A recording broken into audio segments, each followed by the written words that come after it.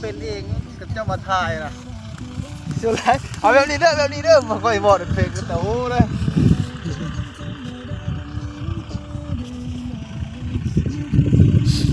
สีบอกมองนี่ว่ะโดน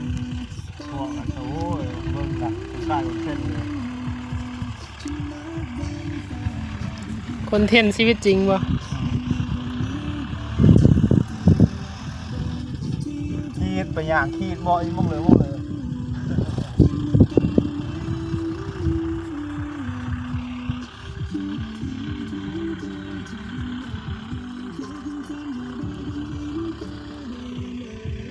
เขาเอ็ดมาชอบนี่นะมือหนึ่งแล้ว